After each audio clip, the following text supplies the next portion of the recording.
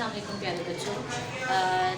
आज हम आपके पास आए हैं इसलिए कि आपको साउंड्स के बारे में बताया जाए कि उर्दू की साउंड्स को जब हम मिला के पढ़ते हैं तो हम उनको कैसे पढ़ेंगे।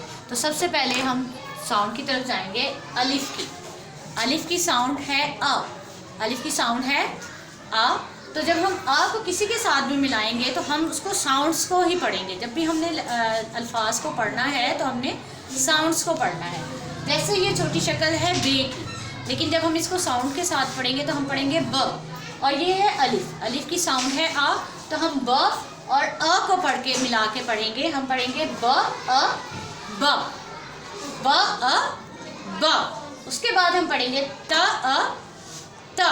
इसी तरह ज अ ज, स अ स, फ अ फ। तो ये थी अलिफ की साउंड्स। तो आप जब भी बच्चे आप लोगों ने पढ़ना है अलिफ से ये तक, तो आपने हमेशा साउंड्स के साथ मिला के आप लोगों ने साउंड्स को पढ़ना है। Okay, thank you so much. Okay बच्चों, अब हम जाएंगे। ये क्या लिखा हुआ है? वाव।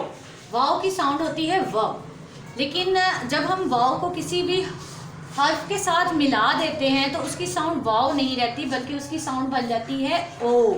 उसकी क्या साउंड बन जाती है? ओ। तो जैसे अब ये बे है, बे की साउंड है ब, और वाव की साउंड क्या हम व बोलेंगे या हम ओ बोलेंगे? क्योंकि हमने इसको किसी के साथ मिला के पढ़ना है, इसलिए हम इसकी साउंड को बोलेंगे ओ। हम इसको पढ़ेंगे ब ओ बो, ब ओ बो, त ओ तो, ज ओ जो, स ओ सो, फ ओ फो। उम्मीद है आपको समझ आ गई होगी इस बात की। चलते हैं, ये है छोटी ये। इसको हम क्या कहते हैं? छोटी ये। अब छोटी ये की यूजुअली साउंड है य। छोटी ये की साउंड है य, लेकिन जब छोटी ये भी दूसरे हर्फ के साथ मिल जाता है और वो बाद में आता है तो उसकी हम साउंड करते हैं ई। उसकी साउंड क्या होती है? ई। तो हम इसको पढ़ेंगे ब ई बी, ब ई बी, त ई ती, ज ई जी, स ई सी, फ ई फी।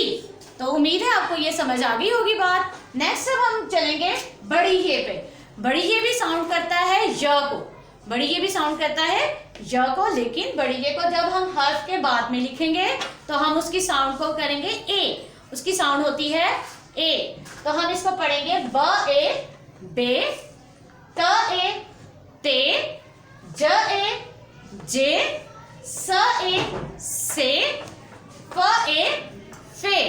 तो उम्मीद है बच्चों आप लोगों को मेरी बात की समझ आ गई होगी।